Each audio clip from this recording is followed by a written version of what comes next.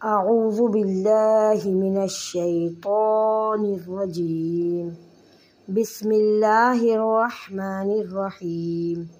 अस्सलामु अलैकुम वरहमतुल्लाहि वबरकातुहू। बच्चों, आज मैं आपको सूरह यासीन की आयत नंबर 53 से लेकर आयत नंबर 65 तक तिलावत कुरान पाक तजवीद के साथ पढ़ेंगे आप और मैं मिलके, और इसका तर्जुमा भी हम समझेंगे। आइए मैं और आप मिलकर अपने सबक का आगाज़ करते हैं। तो अदब के साथ बैठ जाइए। बिस्मिल्लाहिर्रहमानिर्रहीम। फल्यौम ला तुज़लमु नफ्सुन शैअन वला तुजज़ौना इल्ला मा कुन्तुम तअमलून। तो आज किसी जान पर कुछ जुल्म ना होगा और तुम्हें बदला ना मिलेगा मगर अपने किए का। इन्न अस्हाबल जन्नतिल यौम फी शुगुलिन फाकिहून। बेशक जन्नत वाले आज दिल के बहलावों में चैन करते हैं। हुम व अज़वाजुहुम फ़ी ज़िलालिन अलल अराइकि मुत्तकिऊन। वो और इनकी बीवियाँ सायों में हैं, तख्तों पर तकिया लगाए।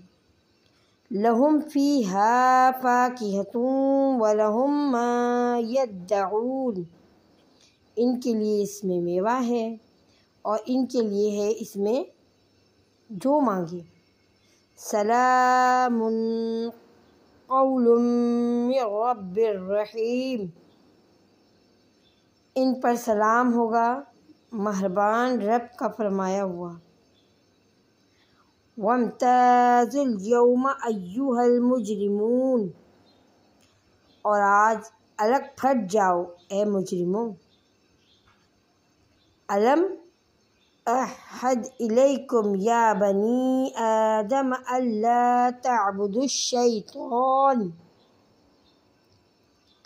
ए औलाद आदम, क्या मैंने तुमसे अहद ना लिया था कि शैतान को ना पूजना। इन्नहु लकुम अदुव्वुम मुबीन। बेशक वो तुम्हारा खुला दुश्मन है। व अनिअबुदूनी हाज़ा सिरातुम मुस्तक़ीम। और मेरी बंदगी करना ये सीधी राह है। वलक़द अज़ल्ल मिनकुम जिबल्लन कसीरा। और बेशक इसने तुम में से बहुत सी खिलकत को बहकाया। अफ़लम तकूनू ताक़िलून। तो क्या तुम्हें अक़ल न थी। हाज़िही जहन्नमुल्लती कुन्तुम तुअदून। ये है वो जहन्नम जिसका तुमसे वादा किया था। इस्लौहल यौम बिमा कुन्तुम तकफुरून। आज इसी में जाओ, बदला अपने कुफ्र का। अल यौम नख्तिमु अला अफ़वाहिहिम व तुकल्लिमुना ऐदीहिम व तशहदु अर्जुलुहुम बिमा कानू यक्सिबून। आज हमने इनके मुँहों पर मोहर कर दी। आज हम इनके मुँहों पर मोहर कर देंगे और इनके हाथ हमसे बात करेंगे और इनके पाँव इनके लिए गवाही देंगे।